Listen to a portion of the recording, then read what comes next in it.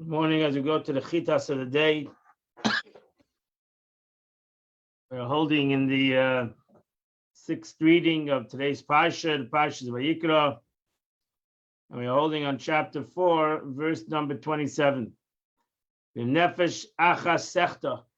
If a man, if a soul from one of you will sin, God forbid, b'shgaga, unintentionally, meyam haaretz, from the people. As we just learned about the Kohen, the Sanhedrin that sins by mistake, or a leader of the Jewish nation, and now the Torah goes to the simple person that sins. When he does a negative commandment, which he's not allowed to do, and he incurs guilt, realizes his mistake, that he needs to do tshuva. He didn't realize what somebody has told him, informed him about the sin, that he sinned. Then his sacrifice is an unblemished female goat, nekeva, a female achatase on his sin, ashachata, that he sinned.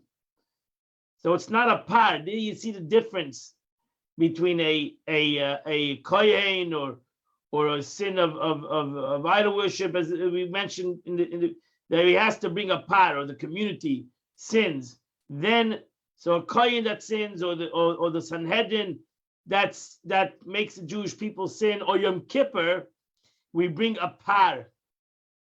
You see the different nuances in the concept. Over here, it's not being brought a par; it's being brought a goat, and that's why the blood was not brought in into the base of Mikdash. Verse 29. He leans his hand upon the head of this animal. And he slaughters his chatas in the place of the burnt offering, which is on the north side of the mizbeach. And the kohen brings blood, takes from the blood with his finger, and he puts it on the outside altar, on the crowns of the outside altar.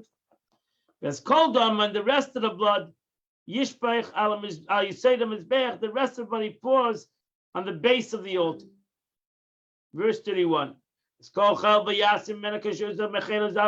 he takes all the fat, just as the fat he removed from the peace offering. And the kohen brings it as a sacrifice in mizbeach. It's a pleasing offering to God. And the kohen brings forgiveness upon him, and he is forgiven. The Rashi says, like the parts of the burnt offering and the altar, the goat mentioned here under the category of a peace offering.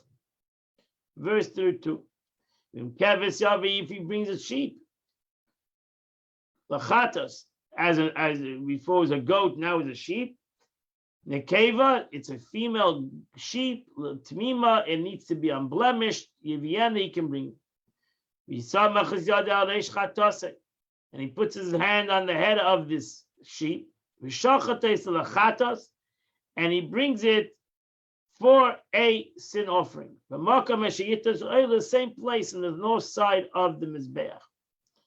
And Rashi says, its slaughtered shall be performed for a specific purpose as a chatos. And the kohen will take the blood of the chatos, be'etzbei, with his fingers, and he puts it in the place of the altar, outside altar, on the corners of the outside altar. It's called dama, and all its blood, yishbech yeseda mizbech, he pours it into the, as I mentioned, the holes that were at the base of the altar. Verse 35. It's called chel bayasin, and it shall remove all its fat. Like he did with the sheep of the fat, removing the peace offering. We mentioned before, Rashi says, that the sheep has more fat, and especially its aliyah, it's by its tail. And therefore the Torah separates the sheep from the other animals. It tells us again. He burns it. He brings these fats on the altar, Isha Hashem, and the fire of God. The Kohen brings forgiveness. Now she says, just as the sheep of the fat is removed, the subscribed parts offered on the altar and increased by the additional tail. And likewise, in the case of a female sheep brought to the sin offering, it too requires its tail to be added together with the prescribed parts offered on the Mizbeach. The tail was the fattiest part of the sheep. Alisha Hashem, upon the fire prepared by man. That's the meaning. Alisha Hashem is made because there's the obligation of the Kohen to make sure that there's always fire on the altar. Now, Jenny, you should know that we just read the portion of a sin offering, and the Gemara says by learning this portion, what we just read, is as if we brought a korban chatas. So you should know that this is a very powerful thing that we just did us now, because today you cannot bring a korban chatas on all the sins that we have done unintentionally. So the Talmud says by learning the korban chatas is as if you brought a korban chatas. So we just learned the law of a korban chatas, and we're going to continue with different korbanos, sacrificial offerings of chatas that we might have done in a negative way, some aspect of a negative commandment. So by learning it is as if we brought it. Chapter 5, verse number 1. Nefesh kisechta. If a person does a sin, shama koil Allah, whereby he accepts an oath, v'hu aid, and he's a witness to something else, or he knows something, and yet he does not testify. So now he has done a negative commandment, because basically Torah obligates a person to testify, and he decided not to testify. And he has done a negative sin to God. So Rashi says, regarding some other, I accepted an oath regarding some other matter that he had witnessed, meaning they enjoined upon him an oath to the effect that if he knew anything regarding the matter, that he would testify for him. So he made an oath and then he negates the oath. Verse 2, or a person that will touch an unclean thing, or in the carcass of an unclean domestic animal, or in the carcass of an unclean creeping animal, and it came hidden from him, he forgot or he didn't realize, and he became tamei, and he did something that he's not allowed to do while he's tamei. Today we are all tamei, and whether we went to a funeral or whatever, we touched got involved with something that's a dead animal in our property, etc. And after consequently acquiring this uncleanness, he eats holy things. He went and ate a sacrifice, or he enters a sanctuary, each of which constitute of sin which he committed willfully incurs the penalty of kares, cutting off from God. So he did it unintentionally. He walked into the Beis Hamikdash. That's why we don't have this problem today. So we're talking about a situation, a guy went to a funeral, and then by mistake, he went to the Beis Hamikdash.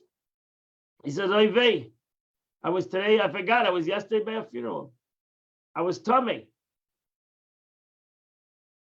V'nelemem, he was unclean, so was hidden from, meaning that he knew that he was eating a holy, or entering, he knew that he was going to the sanctuary. However, he didn't know that he was in a state of uncleanness at the time. Va'asham, and he did a negative thing by eating the sacred food. If he's a kohen, or let's say he's a regular Jew that suddenly brought a sacrifice and he ate the sacrifice of shlamim, or by entering the sanctuary itself, which is you're not allowed to do that. Verse number 3, Ki yiga b'tumas adam l'chol tumasay. Sorry, the previous verse talk about dead animal. Over here, he touches on cleanness of human. Asher yitma b'hem. This is the concept of I said before. Went to a funeral. V'nela mimena, and he forgot. V'uyada, and he knows what he's doing, but he forgot that he was impure, and he incurred a guilty situation. So Rasha b'tumas adam zut tumas mes. This is on the cleanness of a human corpse. As I said, the second you go to a funeral, especially in a chapel, so everybody who's in the chapel becomes impure. And it becomes impure in tumas mes, the highest level of impurity. The chol tumasay. So this phrase comes to include in the law the case of uncleanness acquired by touching a zav or a zava, a woman or a man who experience a discharge. This we'll all learn later. The laws, these are very intricate laws, the laws of tum and tara, whether it's a man or a woman that become impure, and somebody touches them, or they touch somebody, or they touch something, they sit down on something, and another person sits down on the chair that they sat down on. You have to realize today that whether you went to a funeral or not, but if you sat down on a chair that somebody else was tummy and you sat down on this chair, now you become tummy. So right now we're all tummy. That's why when Mashiach comes to go to the Beis Hamikdash, we're all going to have a purification to be able to even go to the Beis Hamikdash. Asher yitma, that he will be defiled. The phrase comes to include anyone who touches a man who cohabitated with a nida, a woman who is unclean because of menstrual cycle. So if a man has a relationship with a woman that's a nida, he becomes tummy. Now if somebody touches him, the person who touches him becomes tummy. Ba, through which includes one who swallows the carrion of a kosher bird. It means if a bird that died without shchita is tummy, and if a person ate it, he now becomes tummy. Vanilla, and he knew that what he's doing, but he didn't know that he was tummy. So there's different ways of not knowing, as I said. There's some way of a shogi that I don't know what I'm doing. And there's a concept I know what I'm doing, like I know you're not allowed to do a malacha on Shabbos, but I didn't know this was a malacha. So there's a concept ignorant of the law, and there's a concept ignorant of that this is a part of the law. So over here the situation is, I know that I went to the Beis Hamikdash. I know the laws of Tum and Tara. I didn't remember that I was tummy. And again, he became guilty by eating sacred food or by going to the Beis Hamikdash. Again, today it's not a problem today, this law, because we don't have sacred food and we don't have a Beis Hamikdash. You're allowed to go to the synagogue if you're tummy. This is only the Beis Hamikdash, and that's why till today you're not allowed to go on the Temple Mount, because we're all tummy. So therefore you're not allowed to go on the Temple Mount, because the Temple Mount is holy. Even though there's now a mosque on it, it's still holy. And a Jew is not allowed to go on the Temple Mount if he's tummy. And we are all tummy in some way, in some fashion. Verse 4. Or one person swears, expressing with his lips to do harm or to do good. Whatever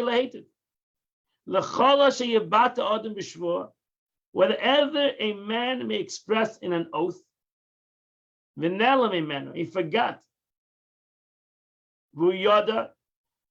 But he knows that if he remembered his oath, he wouldn't have done what he's doing. But he forgot. I made an oath.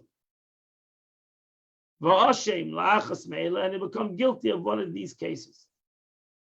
So Hasayim, in general, an oath is not something you make in your heart. When you make an oath, you have to say it with your mouth. Whether he said an oath into his detriment. He made an oath, I'm not going to eat bread anymore. He's allowed to eat bread, but he made an oath, I'm not going to eat bread. And then suddenly he catches himself, I'm eating bread. Now he negated his oath. Or for the good for himself. That's to say, he swore, I will eat. A guy says, I'm going to eat bread every day. Makes an oath, I'll eat bread every day. Suddenly he realized the day went by, he didn't eat bread. Or I will not eat, or I will sleep, or not sleep. This phrase comes to teach us an oath occurred in the past. That means the guy said, I make a vow, I never ate bread. I mean, never. In the past month, I never ate bread.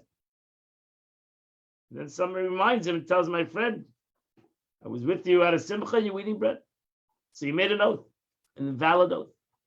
And he's consequently, he transgressed his oath by mistake. In all these cases, a person must bring a korban, which is called oila v'yoyed, an offering of sliding scale, oila v'yoyed. That's the Torah terminology of this sacrifice. It's called the oila v'yoyed, as explained here in this passage. A person brings a lamb or a goat, or a turtle dove, or a young dove, or a meal offering. Depends what he can afford. And it's called the oila v'yoyed. It's a offering that has different degrees. So if a person did a sin, that you have to bring an animal, rich or poor. If a person did a sin by mistake, then he has to bring a animal. There's a difference if he's the poorest guy in the world. He's got to figure out a way how to bring this animal. As I said before, a goat or a sheep, female goat or sheep. But if a person did one of these things that's mentioned in the last couple of verses, then he brings a guilt offering, but it's an oila v'yoyed. So Rashi concludes over here and says, however, for lying in an oath involving denial of monetary claim, he's liable. He's not liable this type of offering, but rather a guilt offering. So this excludes in a shvuah. So any general of vows, you bring an oila v'yoyed. If you're very poor, you can bring a meal offering. Besides, if you denied money matters, as you'll soon see, the Torah will say in verse 24 and verse 25. If he's going to come and he will incur guilt in any of these cases, and he will come forward. It's important, actually. There's no Rashi over here, but I think when it comes to a shvuah, the person has to come forward. If they have two witnesses that he lied on the shvuah, it's a whole different law. But over here, the guy comes with zvada. He comes on his own and he confesses, Oy I made a vow that was incorrect. And he'll bring his sacrifice to God. Achatasei on his sin. Ashachata. Again, all these are unintentionally. When the kevam and at saying, he can bring either a female from the goats, from the flocks, kifsa isiras izim, whether it's a sheep or a goat, the chatas, the chipra akayim chatasei, and it will be told. We know already how to bring the korban chatas.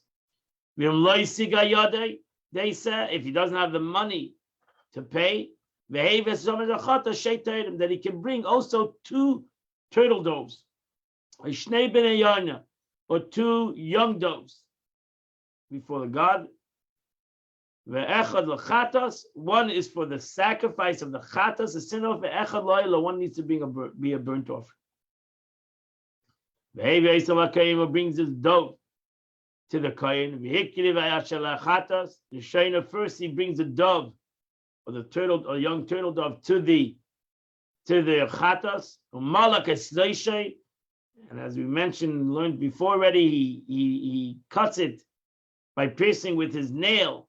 That's the knife that kills this animal, slaughters this animal through the nail of the kohen, opposite the back of its neck. And shall not separate it. The neck shall continue to be connected to the body. Rashi says, A sin offering must be precede a burnt offering. To me, what is this compared to? To an incensed who enters a palace to appease a king. Once he has appeased him, the gift answers after him. So first is a sin offering, comes to appease God, and then the burnt offering is a gift. He cuts off one organ, either the esophagus or the trachea.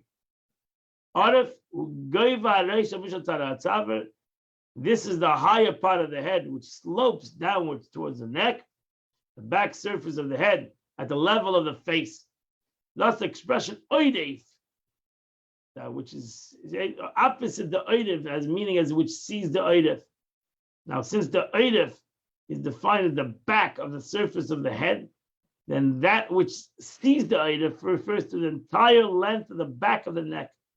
The area which sees the oidev, your stiff-necked nation, which is directly adjacent to it. Verse number 9. He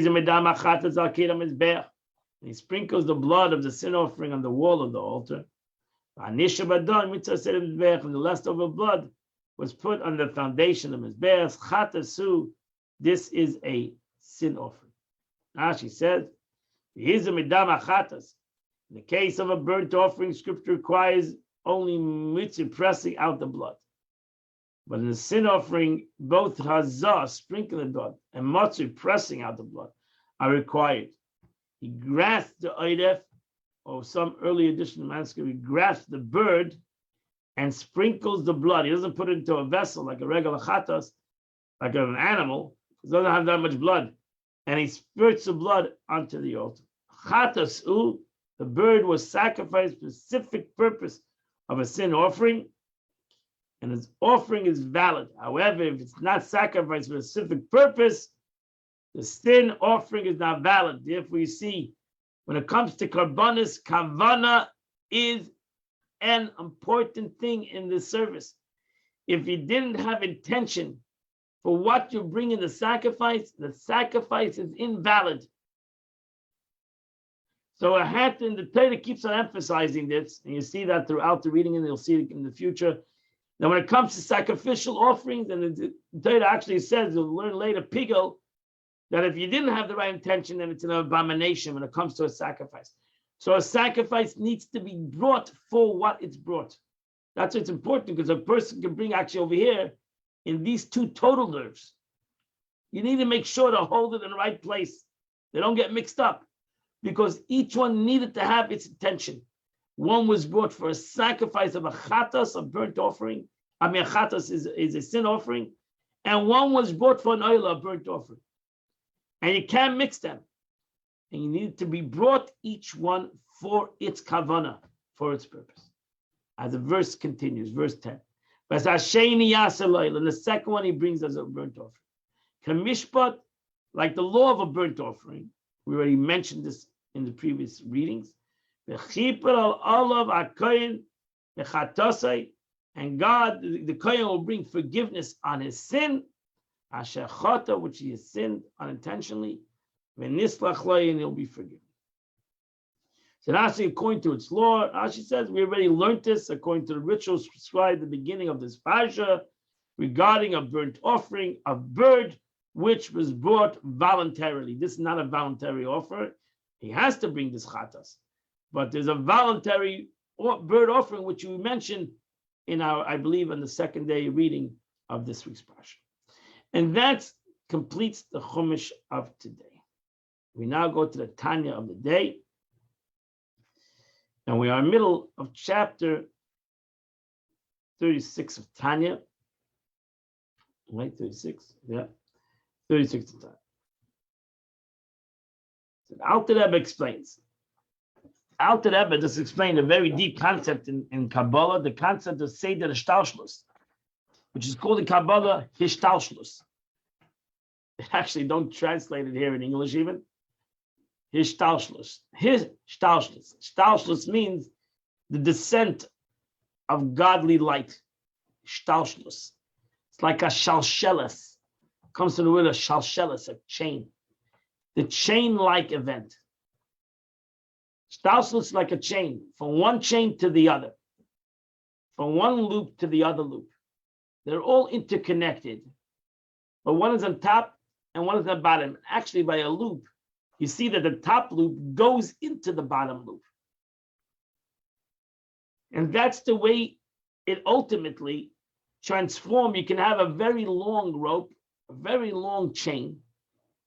And as we express, we are a chain of history, because whatever we do affects previous generations. So too, whatever we do in this world affects not only the loop that we're in, but it automatically affects all the other chains, all the other loops, all the other parts of this beautiful chain. And that's where Chassidus explains the way ultimately the godly light comes into the physical world. How does the infinite come finite? And the lesson, it's important to know this, is that the chain event, as the Alter Rebbe keeps on saying, is not, God forbid, on God's side, because God is there in every part of this descent. It's really the revelation and unrevelation. That there's less revelation as the chain goes down. So as it comes down into the next chain, into the next chain, into the next chain, into the state of Shalshlus, into the descent of this light, the light is hidden more and more and more until it comes into a world that can deny the light. And that's the power of the darkness of this world, that it can deny the truth. Because the light, the truth is so hidden that you have to be able to find the truth. That's why it says, King Solomon says, emes me eretz titzmach, that the more deep you dig into the eretz, into this world, you'll find the truth.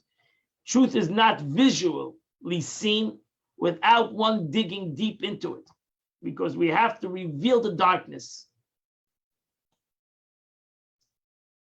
So the Alter Rebbe is trying to explain that ultimately, why did God make this descent? And specifically through this kind of a fashion, through Seder Ishtalshlus, to the concept of bringing this light, hiding this light more and more. Did he do it for the upper worlds? No, he did it for this world. The Eibishter God wanted to be able to dwell in a world that will be hidden so that he will hide from it. That's the whole purpose. The whole purpose was that man would get involved in the world and reveal the truth. And therefore, even though the truth has never changed, and the truth is in the world now as it's in the world always, but it's only that man can reveal the truth. Without man revealing the truth, the world will not portray truth. So the whole purpose of this descent and this concept of hiddenness is all because of man. It's because of this world.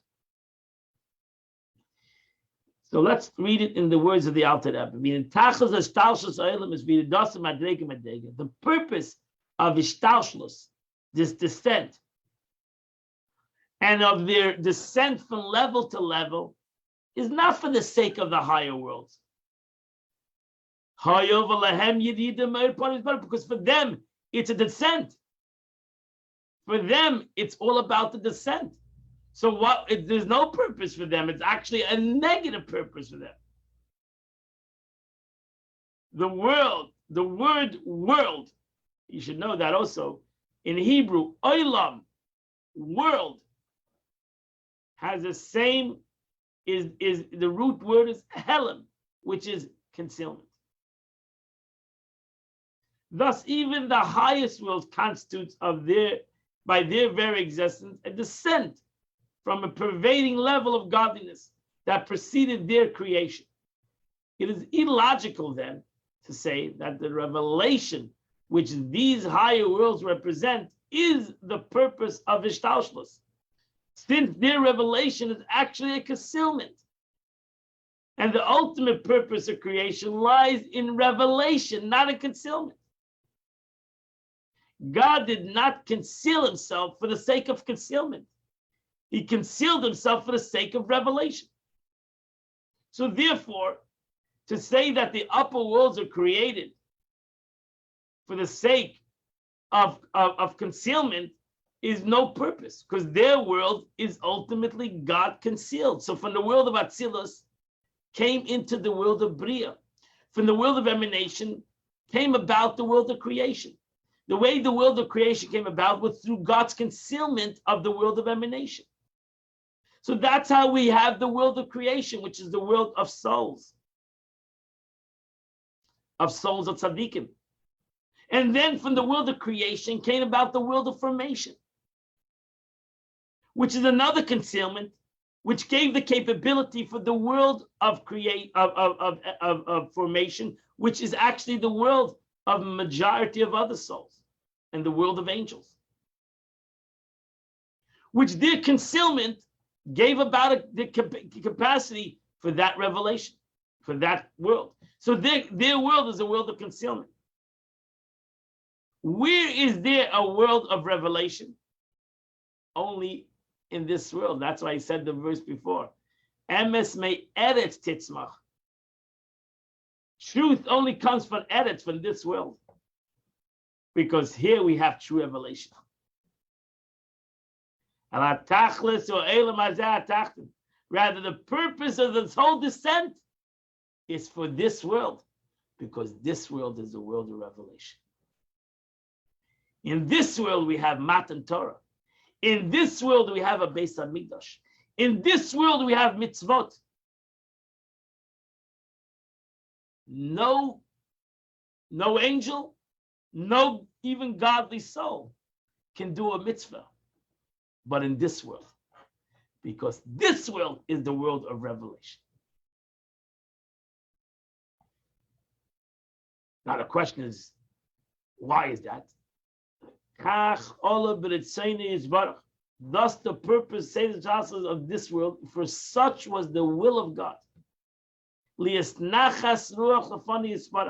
That'll be a pleasurable when the Sitra Achra is subjugated to holiness. When you have revelation, there's no revelation in the upper worlds. There's no revelation. Listen to that. There's no revelation. There's godliness. There's spirituality.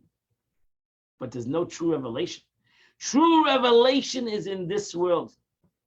When we take darkness and we turn it into light, we have revelation. We turn the darkness into light. That is where we have revelation. And that's why we have the descent of all the worlds, so that I should do a mitzvah in this world and I shall overcome my animalistic soul. So that place of darkness and Sitra Achra prevailing through this world, the infinite light of God will shine forth. Now, whether you see it or not, it doesn't make a difference. That's what happens when you do a mitzvah. That's what happens, and for surely when I overcome myself and my Yetzer Hara and my desires and do that mitzvah. The yes says the yes it is. Even a greater strength and a greater intensity, as with the superiority of the quality of light that emerges from darkness. The greatness of light that emerges from darkness. Even more than the radiance of light that's in the upper worlds.